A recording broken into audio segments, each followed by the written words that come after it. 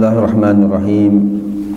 Terima kasih pada para penanya yang telah menanyakan beberapa hal yang penting untuk kita kaji dan kita bahas, ya, supaya manfaatnya juga kepada orang lain yang mungkin belum bertanya atau tidak bertanya, tapi masalah ini penting untuk mereka juga ketahui.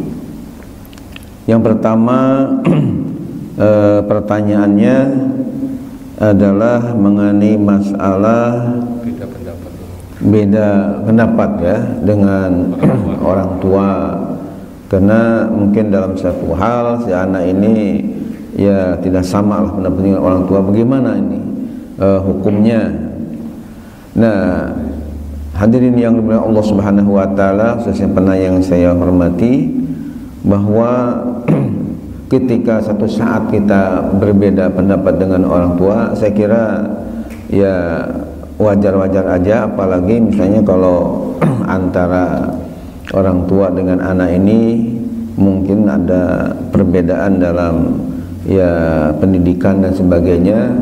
Kadang-kadang ada yang rendah sehingga daya pikirnya kurang luas, ada yang intelektualnya tinggi sehingga kadang pikirannya ya luas dan dalam, nah sehingga tidak ada kesepakatan dalam memahami sesuatu hal.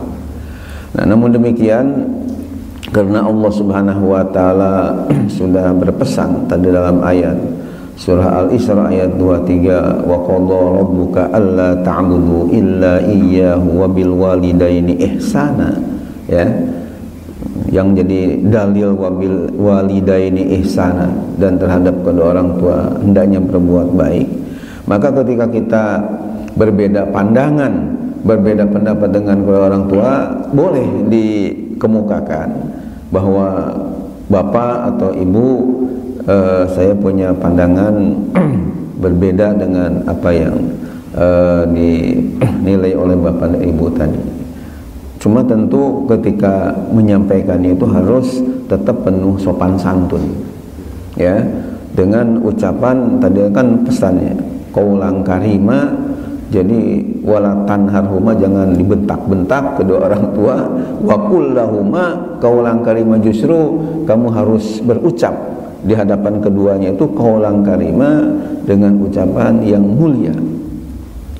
Jadi Allah tidak menggunakan qaulan hasana, ucapan yang baik, karena ingin supaya lebih baik lagi ucapan itu sampai karim, menjadi ya yang mulia, berarti penuh dengan sopan santun, sehingga dengan demikian kita tidak termasuk yang durhaka, karena kita sudah mengucapkannya di hadapannya dengan penuh hormat, penuh dengan kasih sayang.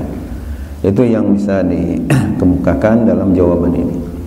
Ya, kemudian mengenai yang kedua, pertanyaan yang kedua, ya, dari doa DKM ini, Pak Tisna, kaitan dengan orang yang durhaka, anak yang durhaka kepada orang tua. Kan tadi dalam hadis semua dosa-dosa yang dilakukan oleh seseorang Allah bisa menunda, ya, azabnya. Akan tapi untuk dosa kepada orang tua ini yu'ajjilullah, jadi Allah akan percepat ketika masih di dunia, dipercepat azabnya itu akan dirasakan. Nah, yang ditanyakan seperti apa aja yang oleh Allah mempercepat azabnya itu, ya, yang realitas di dunia ini.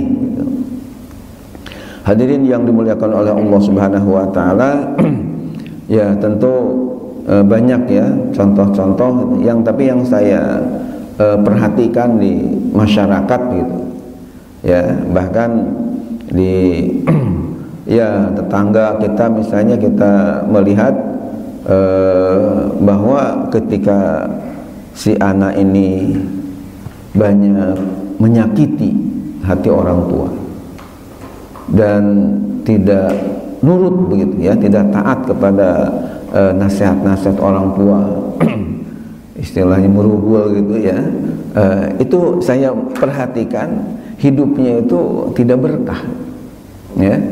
Hidupnya itu tidak berkah, justru harta kekayaan itu semakin lama semakin menipis, bahkan habis, banyak utang, dan akhirnya dia hidupnya itu luntang-lantung yang enggak jelas. Saya perhatikan seperti itu, ya, ketika enggak ada lagi takzim, enggak ada lagi hormat kepada kedua orang tua.